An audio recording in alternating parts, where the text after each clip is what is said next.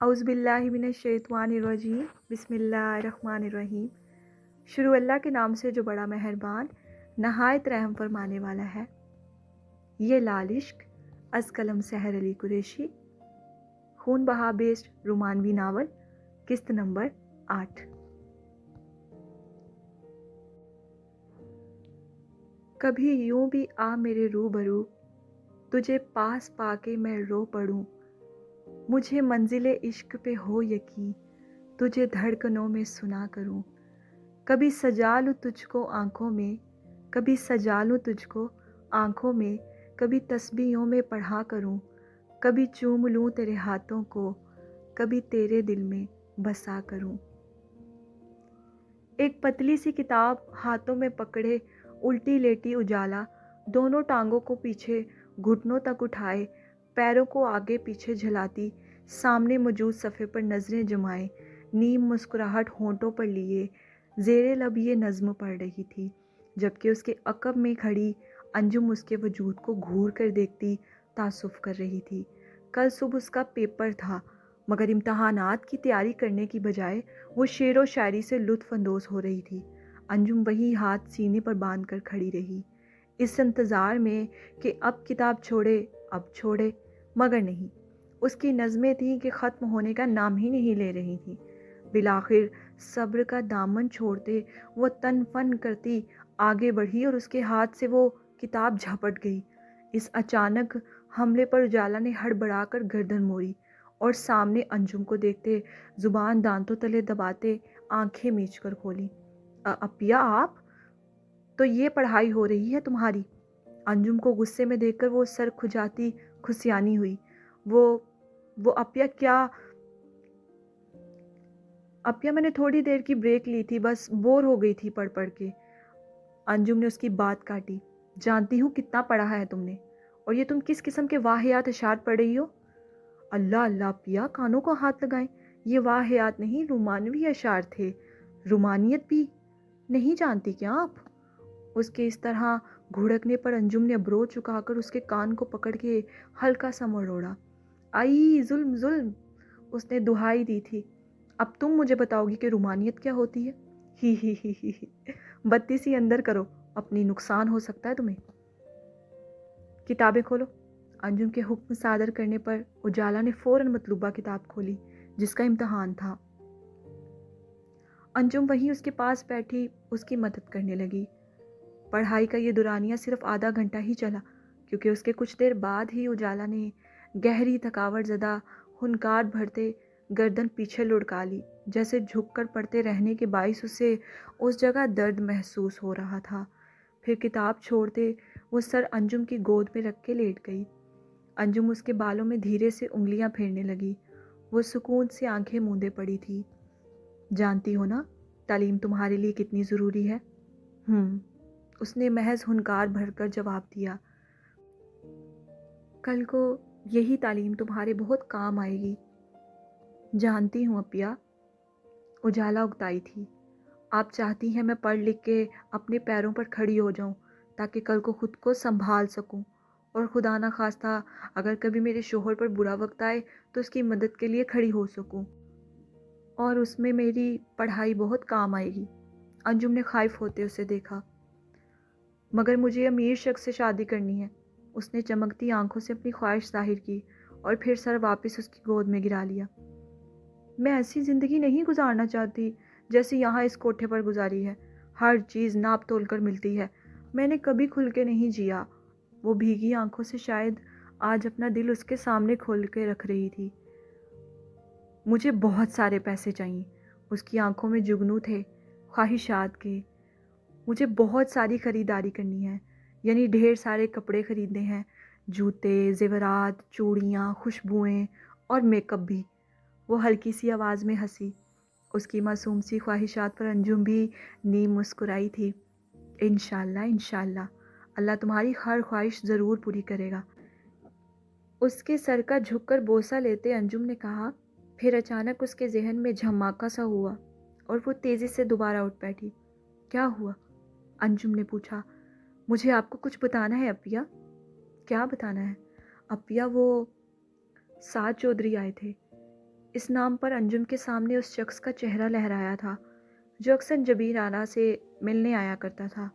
وہ اس کی غلیظ نظروں کو کیسے بھول سکتی تھی؟ تو انجم نے ہلکے پھلکے سے انداز میں کہا، اور اس کی وہ شاعری والی کتاب کھول کے بے جا صفحات پلٹنے لگی۔ اپیا، وہ آپ کے بارے میں بات کر رہے تھے۔ میرے بارے میں بہت سے لوگ بات کرتے ہیں اجالا، اس میں کون سی بڑی بات ہے؟ سامنے لکھی سطر کو پڑھتے اس نے زیر لب بے پرواہی سے کہا۔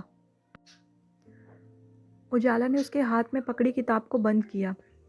اپیا، وہ غلط بات کر رہے تھے۔ اجالا کے چہرے پر غصے کی لالگی چھانے لگی۔ میں نے تمہیں کتنی بار کہا ہے، کان لگا کر باتیں مت سنا کرو۔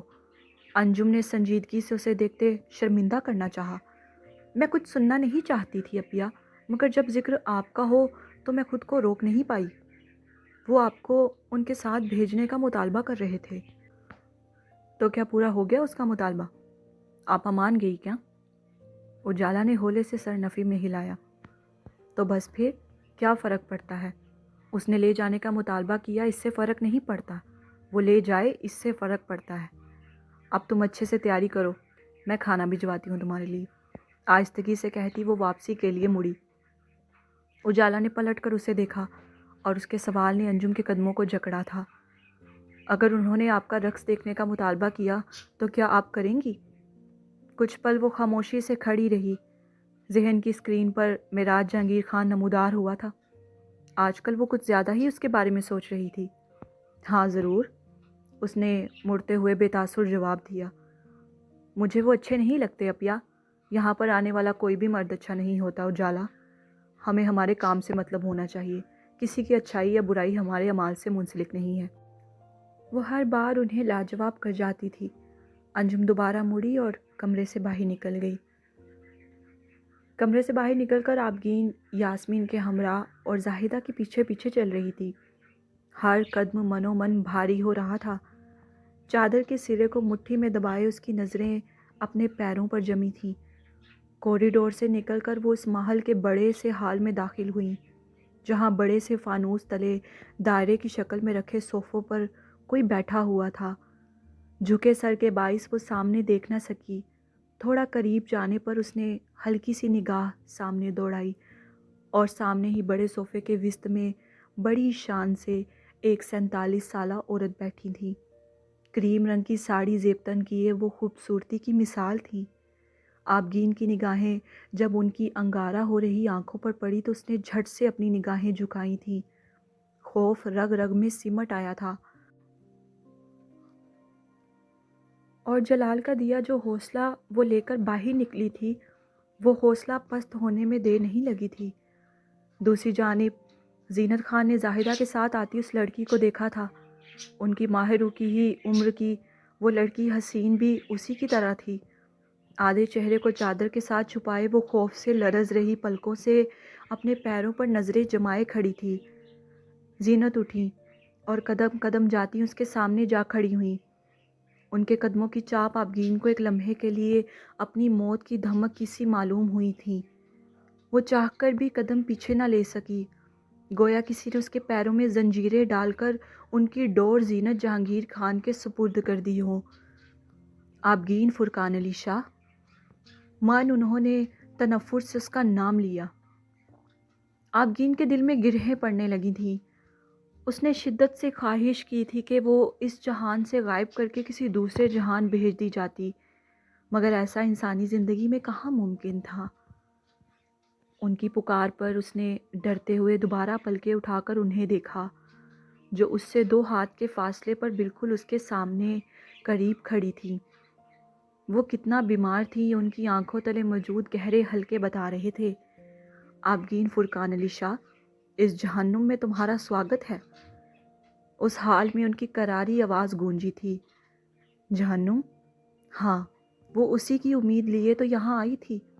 اس نے ایسا خواب بھی کب سجایا تھا کہ اسے یہاں جنت کا سا سکھ نصیب ہوگا۔ قصاص میں آئی ہوئی لڑکیوں کے نصیب جہنم سے بھی بدتر ہوتے ہیں۔ معذرت خواہ ہوں کہ کل تمہارا استقبال نہ کر سکی میں۔ ایک قدم اور آگے بڑھاتے انہوں نے کدورت سے کہا۔ آبگین نے سر جھکا لیا۔ وہ درشتگی سے اسے دیکھ رہی تھیں، جیسے آنکھوں سے ہی نگل جانے کا ارادہ رکھتی ہوں۔ جہاں ان کے رویے سے زاہدہ لطف اندوز ہو رہی تھی، وہیں یاسمین کے دل میں بس یہی خوف تھا کہ وہ اسے کسی قسم کا نقصان نہ پہنچا دیں۔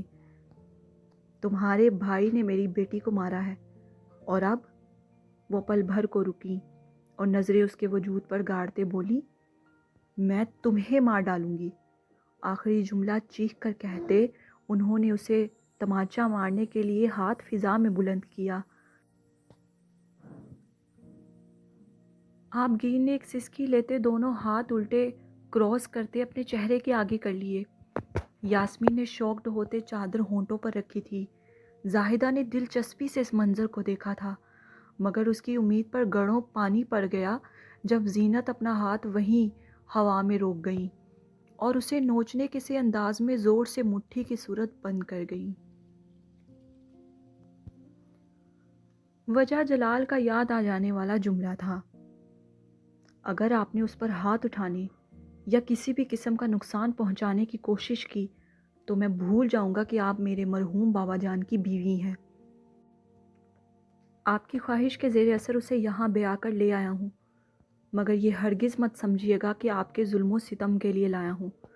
وہ میری بیوی ہے، یہ حقیقت کبھی مت بھولیے گا۔ یہ جلال کی دہشت ہی تھی کہ اس کی غیر موجودگی میں بھی وہ اس کی حکم عدولی نہ کر سکی تھی، مگر اس کا مطلب یہ نہیں تھا کہ وہ ہار مان چکی ہیں۔ وہ آپ کی ان کی راہوں میں کانٹے بچھا دینے کا ارادہ رکھتی تھیں، مگر یہ بندوق انہیں اب کسی اور کے کندھے پر رکھ کے چلانی تھی، اور وہ بالکل ایسا ہی کرنے والی تھی۔ تماچا نہ پڑنے پر آبگین کا رکا سانس بحال ہوا۔ اس نے کپ کپاتے ہاتھ آہستہ آہستہ نیچے کیے اور اونچے گہرے سانس لینے لگی، کیونکہ آنکھوں کے آگے بچپن میں کھائے باپ کے تماچے آنے لگے تھے۔ مائن زینت نے اسے کوہنی سے دبوچ لیا۔ ان کی لمبی پتلی انگلیاں اسے اپنی جلد میں دھنستی ہوئی محسوس ہوئیں۔ آنسوؤں سے بھیگا چہرہ اٹھا کر اس نے انہیں دیکھا۔ بیگم صاحب، یاسمین تڑپ کر آگے بڑھی، مگر ان کی سرخ آنکھیں دیکھتی وہیں رک گئیں۔ زینت واپس اس کی جانب متوجہ ہوئی اور بولی، ہاتھ نہیں اٹھاؤں گی تم پر میں، بلکہ یوں ماروں گی کہ تم بھی مر جاؤ گی اور میرے ہاتھ بھی میلے نہیں ہوں گے۔ دانت پر دانت جما کر کہتے وہ آخر میں تمسخرانہ ہنسی۔ یاسمین نے اس سنگ دل عورت کو افسوس بھری نگاہوں سے دیکھا، جو اپنی بیٹی کے قتل کا بدلہ اس بے گناہ سے لے کر اپنی روح کو تسکین پہنچانے کی خواہاں تھی۔ میں تمہیں اتنی چوٹیں دوں گی کہ تم اپنے زخم بھرتے بھرتے دم توڑ دو گی۔ جھٹکے سے اسے چھوڑتے وہ لفظوں کے نشتر اس کے وجود میں گاڑتی چلی جا رہی تھی۔ اس سے قبل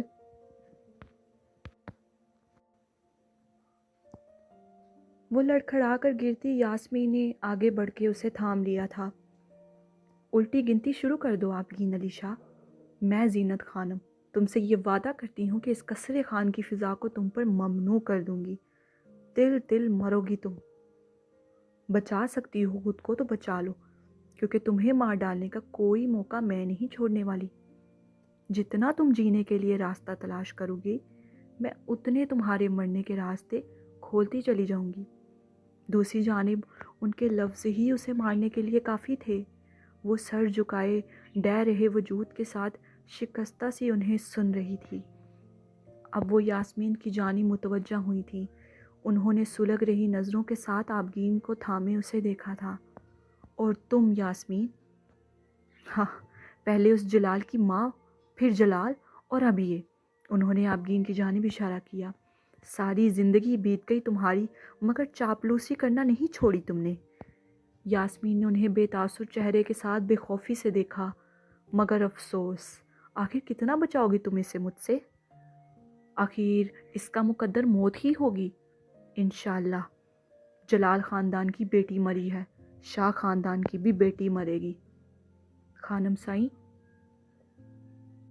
جن لوگوں نے اپنی چاند سے پیاری بیٹی کو آپ کو قصاص میں دے دیا مارنے کے لیے، ان لوگوں کے لیے اس کی زندگی کتنی معنی رکھتی ہوگی، یہ سب آپ کے سامنے ہے۔ تو اب آپ خود سوچ لیں کہ آپ نے کتنے گھاٹے کا سودا کیا ہے۔ یاسمین کے نیچا دکھانے پر زینت غرائی تھی۔ اپنی بکواس بند کرو۔ یاسمین نے گہری سانس لی اور مزید کہا، انہیں مار کے آپ کا بدلہ پورا نہیں ہوگا بیگم سائیں، کیونکہ اس کے مرنے سے نہ ہی اس گھر کی بیٹی واپس آئے گی، نہ ہی کسی کو کوئی فرق پڑے گا۔ اگر اس کی جگہ سزا اصل قاتل کو دی جاتی تب میں مانتی کہ جلال خاندان کے لوگ بڑے منصف ہیں۔ آخری جملہ کہتے وہ وہاں رکی نہیں تھی بلکہ آبگین کو لے کر چلی گئی تھی۔ پیچھے زینت کی شعلہ بار نگاہوں نے دور تک ان کا پیچھا کیا تھا۔ شام سمے، سائیں میں نے ان کی گائے چوری نہیں کی، یہ مجھ پر جھوٹا الزام لگا رہے ہیں۔ میں مسجد میں جا کر قسم دینے کو بھی تیار ہوں۔ اللہ کے واسطے میری ان سے جان بخشی کروا دیں۔ جلال اس وقت ڈیرے پر موجود تھا۔ اپنی کرسی پر بیٹھا وہ ہمیشہ کی طرح سفید قمیض شلوار میں ملبوس، سر پر چھوٹی سی سفید دستار رکھے، اپنے سامنے پلنگ پر بیٹھے دو بوڑھے آدمیوں کی بات سن رہا تھا۔ ان میں سے ایک کی عمر 60 سال تھی جبکہ دوسرے کی عمر 50 سال۔ 60 سالہ بوڑھا آدمی جس کا رنگ گہرا بادامی تھا بہت ہی کمزور دکھائی دیتا تھا، جیسے 2 وقت کا کھانا مشکل سے کھاتا ہو، جبکہ دوسرا آدمی کافی ٹھیک ٹھاک معلوم ہوتا تھا، شاید کسی علاقے کا چودھری تھا۔ اس نے بھی سر پر چھوٹی سی دستار باندھ رکھی تھی اور بار بار مونچھوں کو تاؤ دیتا نہ جانے کیا ثابت کرنے کی کوشش کر رہا تھا۔ جلال کی زیرک نگاہیں اسی پر تھیں جسے وہ شخص اپنے اندر تک اترتا محسوس بھی کر رہا تھا۔ وہ ہمیشہ کی طرح روب و دبدبہ اپنے وجود میں بھرے سنجیدگی چہرے پر سجائے انہیں دیکھ رہا تھا۔ 60 سالہ آدمی آتے ہی زمین پر بیٹھ گیا تھا کیونکہ ایسا کرنے کو اسے اس آدمی نے کہا تھا، مگر جلال کے ڈپٹنے پر اسے ناچار اسے اپنے پہلو میں بٹھانا پڑا۔ پوری بات بتائیں۔ جلال کی بھاری آواز ڈیرے میں گونجی۔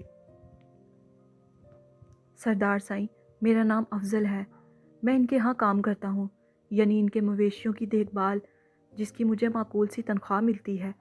کچھ دن پہلے میں اپنی بیٹی کا نکاح کرنے کے لیے اپنے گاؤں چھٹی پر گیا تھا، جس دوران ان کی ایک گائے غائب ہو گئی۔ اگلے دن جب میں اپنے گاؤں سے واپس آیا تو چودھری صاحب کے ملازموں نے مجھے مارا پیٹا، مجھ پر الزام لگایا کہ گائے میں نے چرائی ہے۔ وہ اپنے بازوؤں اور ٹانگوں کے زخم دکھانے لگا۔ جلال غور سے اس کی تمام بات سن رہا تھا جبکہ وہ آدمی پہلو پر پہلو بدل رہا تھا۔ سائیں، میں نے ان کی گائے نہیں چرائی، میری مدد کرو۔ جلال کے آگے ہاتھ جوڑتا وہ گر گرا رہا تھا۔ اس کی پوری بات سننے کے بعد جلال دوسرے آدمی کی جانب متوجہ ہوا۔ جو الزام تم نے ان پر لگایا ہے اس کا کوئی ثبوت ہے تمہارے پاس؟ جی سردار، ہے نا۔ ثبوت؟ اس نے مجھ سے اپنی بیٹی کے نکاح کے لیے پیسے مانگے تھے، میں نے دینے سے انکار کر دیا تو اس نے میری گائے چوری کر کے ماجھے کو 70,000 میں بیچ دی۔ سائیں، یہ جھوٹ بول رہا ہے، میں نے ایسا کچھ نہیں کیا۔ وہ بوڑھا آدمی چارپائی سے اٹھتا، سینہ پیٹتا دہائی دینے لگا۔ آنکھوں سے بہتے آنسو اس کی بے گناہی کے گواہ تھے۔ جلال نے ہاتھ کے اشارے سے اسے حوصلہ دیتے واپس بیٹھنے کو کہا۔ ماجھے کو بلاؤ، جلال نے حکم دیا اور اگلے لمحے باہر کھڑا وہ بھدا موٹا سا سیاہ آدمی اندر آیا۔ سیاہ بنیان اور شلوار پہنے اور سر پر سفید کپڑا باندھے، وہ شکل سے ہی چارہ بیچنے والا لگ رہا تھا۔ جلال نے اس پر سر سے لے کر پیروں تک ایک گہری نگاہ ڈالی جس نے اسے گڑبڑانے پر مجبور کر دیا تھا۔ سلام سائیں، اس نے داہنا ہاتھ کن پٹی پر رکھ کے سلام کہا اور پھر دونوں ہاتھ پیٹ پر باندھ لیے۔ جلال نے سر کو خم دیا اور اسے پاس بلایا۔ یہاں آؤ۔ وہ آگے آتا جلال کے پیروں کے قریب بیٹھ گیا۔ کیا چودھری شاہد سچ بول رہا ہے؟ افضل نے تمہیں اس کی گائے بیچی ہے؟ جلال نے نہایت نرمی سے پوچھا کہ شاید وہ سچ بول دے، مگر کاذب تو کاذب ہوتے ہیں۔ ہاں جی سائیں، افضل نے مینوں چودھری صاحب دی گاں 60,000 چ ویچی ہے۔ اس کے اس بیان پر چودھری شاہد نے زبان دانتوں تلے دبا کر دانت پیستے ماجھے کو دیکھا تھا۔ ماجھا بھلکڑ تھا، یہ بات وہ کیسے بھول گیا تھا؟ اس کے جواب پر جلال نے پربھل کے لیے نظروں کا زاویہ بدلا اور اب مرکز شاہد تھا۔ جلال کی آنکھوں میں اترتا اشتعال دیکھتے وہ گڑبڑا کر فوراً اٹھا۔ جلال نے واپس ماجھے کو دیکھا اور کہا، مگر ملک شاہد تو کہہ رہا ہے کہ تم نے گائے 70,000 میں خریدی ہے۔ جلال کے سوال پر ماجد کے چہرے کے رنگ بدلے تھے اور جلد زرد ہونے لگی تھی، جس نے یہ ثابت کر دیا تھا کہ بلا شبہ وہی جھوٹا و کاذب ہے۔ وہ سائیں، وہ ہکلانے لگا، اور اس سے پہلے اٹھتا جلال نے پشت سے گن نکال کر اس کی پیشانی پر رکھ دی، اور اپنے ماتھے پر رکھی موت اور سامنے موت کا فرشتہ دیکھتے ماجد کا چہرہ لمحے میں پسینے سے تر ہونے لگا تھا، اور وہ اگلے پل جلال کے آگے ہاتھ جوڑتا منتیں کرنے لگا۔ مینوں معاف کر دو سرکار سائیں، میں کچھ نہیں کیتا، افضل نے مینوں کچھ نہیں ویچیا، اے گواہی دین نوں مینوں چودھری صاحب نے کیا سی، میں بے قصور ہاں، مینوں چھڈ دو سائیں، مینوں چھڈ دو۔ جلال کے پیر پکڑتا، ہاتھ جوڑتا، وہ اونچی اونچی آواز میں رو کر گر گرانے لگا۔ جواباً جلال نے برہمی سے گن کا نچلا حصہ اس کے منہ پر مارتے اسے زمین بوس کر دیا۔ اس کے منہ اور ناک سے خون نکلنے لگا۔ یہ منظر دیکھتے افضل کے دل میں ٹھنڈ پڑ گئی تھی۔ دفع ہو جاؤ، جلال نے گرا کر ماجد سے کہا، اور وہ فوراً اٹھتا وہاں سے بھاگا تھا، جبکہ دوسری جانب چودھری بھی بھاگنے کی پر تول رہا تھا۔ کن پٹی سے نکلتا پسینہ پہنچتے وہ بھی باہر کو دوڑنے لگا، مگر افسوس کہ باہر کھڑے جلال کے ملازموں نے اس کا راستہ روک لیا۔ اس نے دم سادے انہیں دیکھا اور پھر واپس پلٹ کے جلال کو، جس کی آتشی سنہری آنکھیں اسی پر ٹکی تھی، کیوں کیا تم نے یہ سب؟ جلال نے پوچھا۔ میں بتاتا ہوں سائیں۔ افضل پلنگ سے اٹھ کے اس کے پاس آیا، اور اس سے پہلے جلال کے گھٹنوں کو ہاتھ لگاتا وہ ان کے ہاتھ تھام گیا۔ مجھے گناہ گار نہیں کریں، اس نے نرمی سے کہا۔ جلال کے شفیق ہاتھوں سے اپنے ہاتھ نکالتے وہ ہاتھ جوڑ گیا اور بولا، سائیں میری 2 بیٹیاں ہیں، ایک 18 سال کی اور دوسری 14 سال کی۔ بڑی بیٹی کا کچھ دن پہلے نکاح کر دیا میں نے۔ پہلے اس نے میری، وہ بول رہے تھے جب چودھری شاہد درمیان میں بول پڑا، یہ جھوٹ بول رہا ہے سردار سائیں۔ جلال نے غضب ناک تیور لیے اسے دیکھا، اور پھر پیچھے کھڑے اپنے ملازم کو، جس نے اگلے پل چودھری شاہد کی گردن کو پیچھے سے دبوچ کر اسے گھٹنوں پر بٹھا دیا تھا۔ وہ اس کی گرفت میں مچلا۔ آگے بولیں، جلال نے کہا۔ سائیں پہلے اس کی میری بڑی بیٹی پر گندی نظر تھی، اور اب یہ میری چھوٹی بیٹی کو اپنے پاس رکھنے کا مطالبہ کرتا ہے مجھ سے۔ ہاتھ جوڑتا وہ بے بسی سے پھوٹ پھوٹ کر رونے لگا۔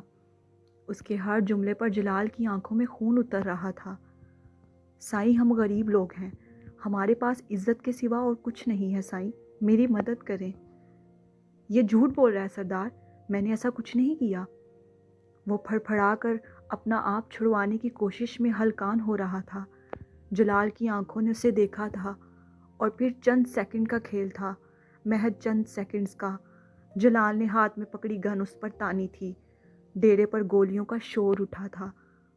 آس پاس درختوں پر بیٹھے پرندے خوف زدہ ہو کر پھڑ پھڑاتے ادھر ادھر اڑتے ماحول میں ہلچل مچا گئے تھے۔ ڈیرے کے اس کمرے کے اندر دھواں ہی دھواں پھیل گیا تھا، اور خون میں لت پت چودھری شاہد کی لاش اوندھی زمین پر پڑی رہ گئی۔ آس پاس کی ہر چیز ساکت ہو گئی تھی، حتیٰ کہ انسان بھی۔ افضل اپنے کانوں پر ہاتھ رکھے تھر تھراتا زمین پر بیٹھا تھا۔ جلال کا ملازم بھی تیز دھڑکتے دل کے ساتھ ایک طرف کھڑا تھا، جبکہ وہ خود ابھی بھی نیچے گرے شاہد کو کھا جانے والی نظروں سے دیکھ رہا تھا۔ لے جاؤ اسے اور گدھوں کے آگے ڈال دو، ایک حکم جاری کرتے اس نے خالی پستول زمین پر پھینکی۔ ملازم نے سر ہلاتے باہر سے دوسرے گارڈز کو بلایا، جو آ کر اس کی لاش اٹھانے لگے تھے۔ اس کا آخری جملہ ڈیرے میں داخل ہوتے مراج نے بھی سنا تھا، اور وہاں کا منظر دیکھ کر اس کا حلق بھی پیاس کی شدت سے خشک ہو گیا تھا، مگر آنکھوں کے تاثرات محض خالی رہے۔ یہ جلال جہانگیر خان کی ڈارک سائیڈ تھی، جسے جرم کی دنیا کے مجرم لوگ ہی جانتے تھے، اور مراج بھی۔ ایسا منظر اس نے پہلی بار نہیں دیکھا تھا۔ وہ قناعت پسند جلال خان صرف فرشتہ ہی تو نہیں تھا، ایک خون ریز بے رحم ہزبر بھی تھا، اور اپنی اسی جلال اور پتھر پر لکیر فیصلوں سے مشہور تھا۔ وہ الگ بات تھی کہ اس کے قریبی رشتے اسے اکثر زیر کر جاتے تھے۔ اس نے دیکھا تھا اندر موجود خون اور ایک لاش، جسے ملازم اٹھا کر لے جا رہے تھے۔ وہ بھی باہر ہی رہا کیونکہ اندر اس کا خاص ملازم بدر اور ایک بوڑھا آدمی ابھی بھی موجود تھے۔ اس کا کوئی بیٹا ہے؟ جلال کے سوال نے ایک بار بدر کو بھی کانپنے پر مجبور کر دیا تھا۔ اس کے سوال کا پس منظر بدر اور باہر کھڑا معراج اچھے سے سمجھ گئے تھے، کیونکہ مصیبت کو جڑ سے ختم کرنا تو ان کا خاندانی پیشہ تھا۔ بدر، اسے ساکن کھڑا پا کر جلال نے سنجیدگی سے اسے دوبارہ پکارا، جس پر اس نے فوراً ہڑبڑا کر جواب دیا، جی سائیں، ایک بیٹا ہے اور وہ پیدائشی معذور اور دیوانہ ہے۔ جلال نے سر ہلایا۔ جاؤ تم، کہتے اس نے اب افضل کو دیکھا۔ اب کوئی آپ کی بیٹیوں کو گندی نظر سے نہیں دیکھے گا۔ آپ کو کسی بھی قسم کی پریشانی یا کسی شے کی ضرورت ہو تو بلا جھجک بدر سے کہیے گا، وہ کر دے گا۔ افضل نے بھیگی آنکھوں سے مسکراتے جلال کے آگے مشکوراً ہاتھ جوڑے۔ وہ نیم مسکرایا انہیں دیکھ کر۔ آپ کو نوکری کرنے کی ضرورت نہیں ہے، آپ یہیں ہمارے کھیتوں میں کام کرنے والے کسانوں کی نگرانی کر سکتے ہیں، جس کا جتنا ماہانہ معاوضہ آپ چاہیں میں دینے کو تیار ہوں۔ افضل مسلسل روتا اپنے سامنے موجود اس فرشتے نما انسان کو دیکھ رہا تھا۔ اس کے پاس الفاظ نہیں تھے جن میں وہ اس کا شکریہ ادا کر پاتا۔ پھر بے ساختہ وہ آگے بڑھا، جلال کے گھٹنوں کو دوبارہ چھونے کے لیے عقیدت سے، مگر اس بار بھی ناکام ٹھہرا، کیونکہ جلال اس کے ہاتھ تھام گیا تھا۔ مگر اس بار اس نے بھی موقع ہاتھ سے جانے نہیں دیا تھا۔ اس کے ہاتھ عقیدت سے چومنے لگے۔ باہر کھڑے اس منظر کو معراج نے بھی مبہم مسکراتی آنکھوں سے دیکھا تھا۔ بے شک وہ اسی کا تو حقدار تھا۔ یہ عزت، یہ شان اسے اللہ سے تحفے میں ملی تھی۔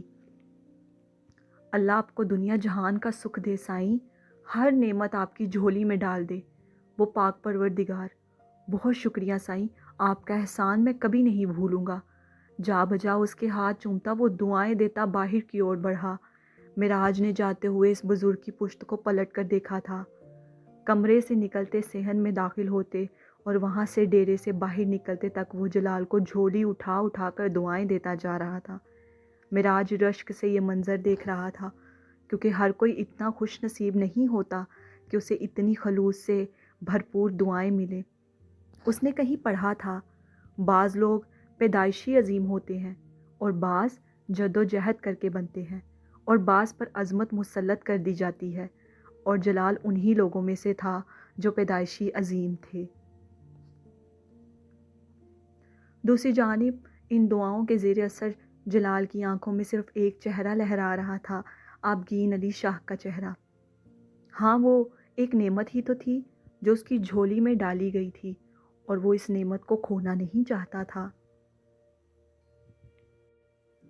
دنیا عمل اور اس کے رد عمل کے اصول پر قائم ہے۔